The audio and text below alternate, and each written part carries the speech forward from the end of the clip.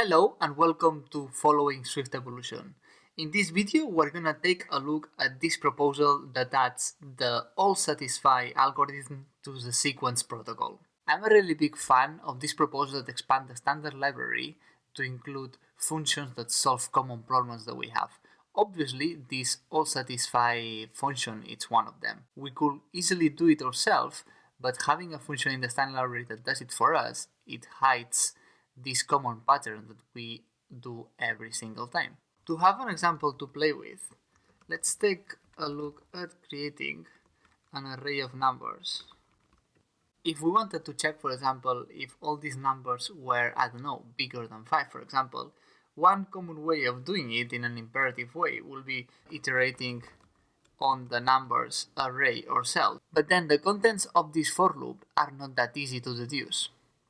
You could check with an if n was bigger than 5 and then set some result boolean to true. But that is wrong because if the cases where it's false are after this, this check is not gonna catch it.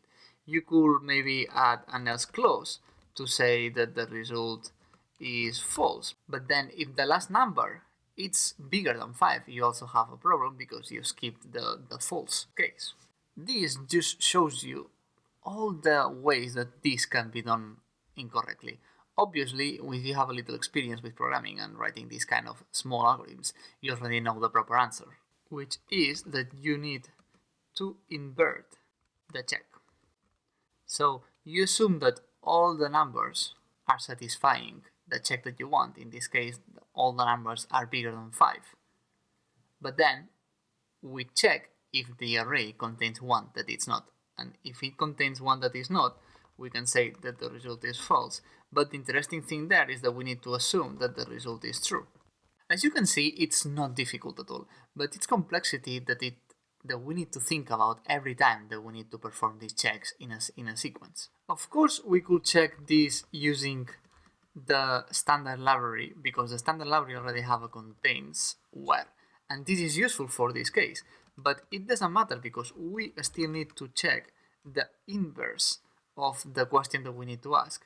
Not only that, but we also need to invert the result to make sure that we have the proper answer. Again, this can be done and there is no problem with it, but it adds mental friction every time we need to write this kind of algorithm against a sequence.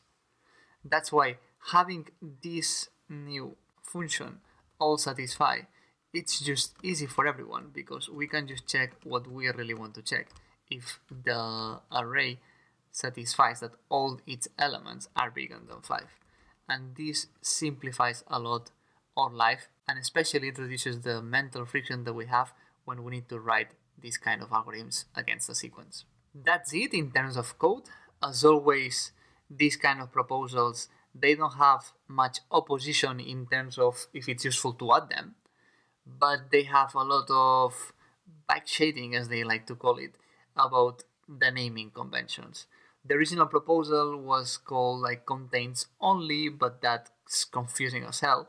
So the core team decided to accept the proposal, but with changes on the naming, and that's from where the allSatisfy came. And that is everything about this Swift Evolution proposal. Again, it's a small proposal, but a one that I think it's really useful to reduce the friction that we have while we code. Super interesting to see the standard library grow in these useful ways. Remember, if you enjoyed this video and you learned something about it, please like and subscribe to the channel to get the updates with the next following Swift Evolution video. Thank you very much and see you next time.